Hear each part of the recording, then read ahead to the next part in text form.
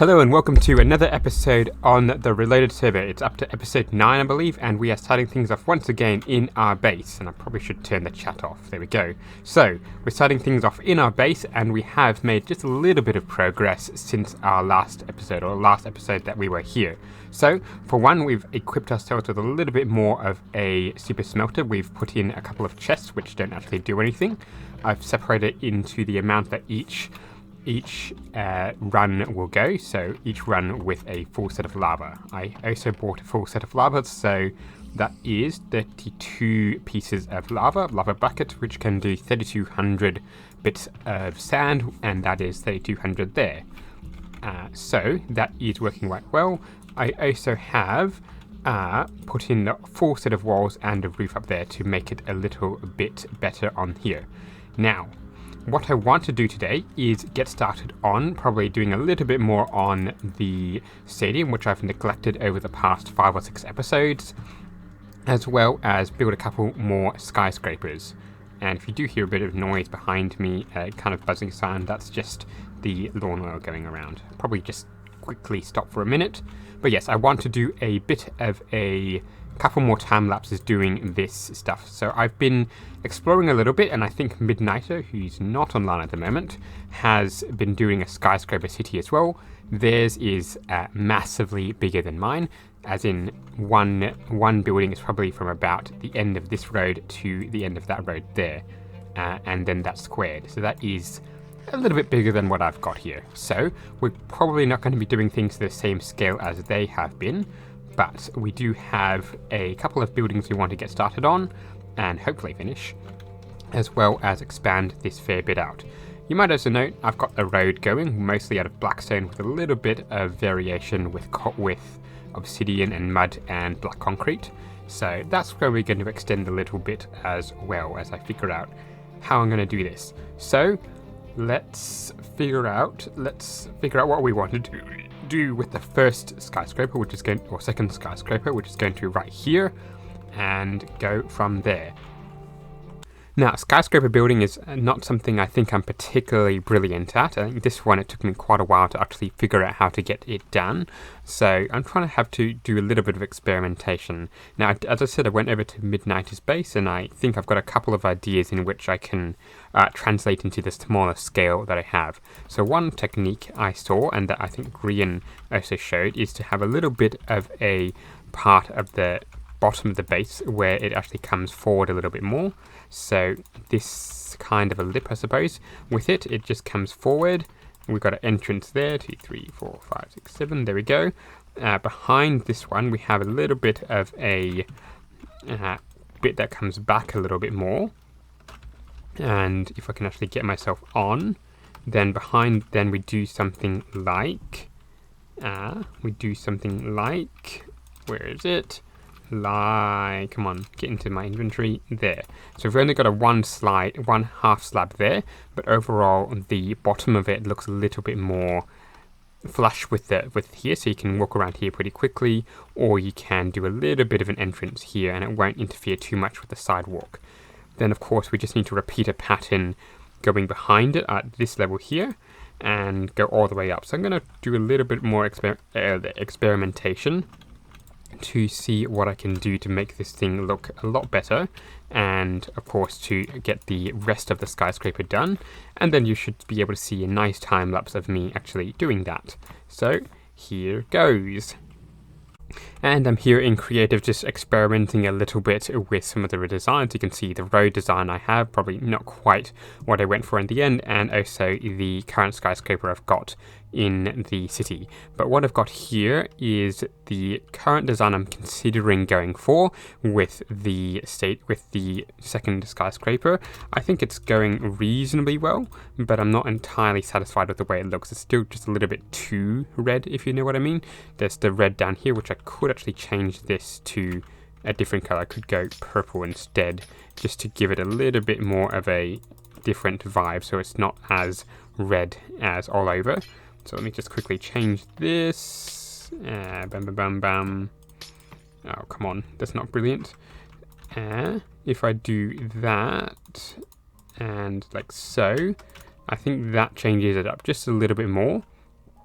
and I think this is going to go reasonably well. It's probably not quite what I'm hoping for, as I just said, but overall I think if I just change this out and make it maybe one of these, just the mud slabs instead, the mud bricks I should say, instead, that could work a little bit better. Just a lighter brown to work with the red could work a little bit better, and I think that looks sort of okay. It's still a little bit more experimentation to go to make sure this is exactly the way I want it.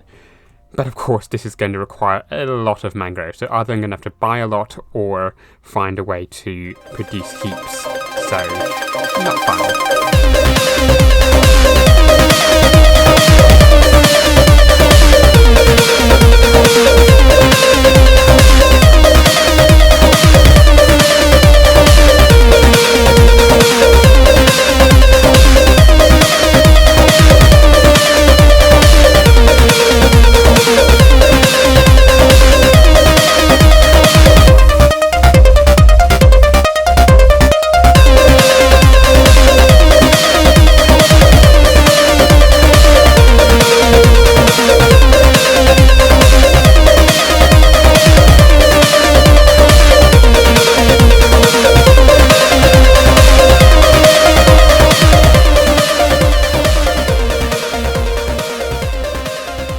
There we go, we've got ourselves a second tower, although it is probably not complete. I may go up another story or two, but you may notice I've added a couple of extra things that weren't in the copy that I put in the creative version. I have a couple of these fences which are going up all the way as well. I think they're oak fences, which just give it a little bit more pop. It just makes it stand just a little bit more. I've also put in some sunflowers, which luckily are facing the correct way, otherwise it would not have looked good at all. So that gives it even a little bit more color. Just otherwise it's just red and brown and black, and I don't think that looked particularly good. So thankfully with the sunflower facing the correct way, it's given it just a little bit more green and yellow, a brighter green and a brighter yellow to stand out. Not entirely sure that the mangrove leaves work as well, so I might change those out for a brighter kind of leaf. But with that tower done, I do want to get started on a slightly smaller one over here. So probably this may or may not go as high, and we're probably going to do something similar to here, where we're going to have a little bit of a base and it go out, or instead of that I could do a little bit of a shop front here and then a similar story building here. So kind of a mix between these two, where let me just get over here, come on. So where this kind of stuff is actually going to be the shop front, kind of like a Macca's or a KFC from one of my seasons in Outlanders, and then the rest of it will be a repeated pattern going all the way up as high as I'd like to. So I'm going to work on that a little bit and come back very shortly. And after a bit of consideration, I have built this little bit of a sort of knockoff of McDonald's right here, although as you can see I've had to try and retrofit the building around what I've got, so I don't exactly have a lot of room or any space to build what I would have liked in here anyway. So it sort of brings up the question as to whether I put in the stuff that I'm going to put inside the building first, like I put in the super smelter and then put in the building around it, or do I build the building first, at least the outside face, and then retrofit whatever I want inside at first. It's a bit of a question, and I've stuck around with either way, and I'm still not convinced. Like this building here was particularly awkward given how wide it is. It's just a little bit awkward with the way I had to do the space. You can see if I turn my F1 back on, you can see this little bit is not particularly brilliant, even though it took me a little while to build that earlier today. So yeah, there's a little bit of things there. So I'm not entirely certain I'm going to put this into a skyscraper. I think I do need a few shorter buildings in space, but yeah, it's just a little bit of a thing here. So not quite sure what I'm going to do here. So what I wanted to do as well is do a little bit of work on the stadium, which has been put on the back burner for quite a while, partly because I didn't really want to start work on this water removal, partly because I don't have any sponges and partly because it's just going to be a heck of a lot of work. So, but today's the day. I need to firstly bring the deep slate all the way down to sea level, or the bottom of the sea level. Fill in all of this land with, or this water with dirt and or sand, and empty it out. So that shouldn't take too long. Yeah, why not we time lapse it again as well, and we should be very shortly on our way to getting ourselves a full circle.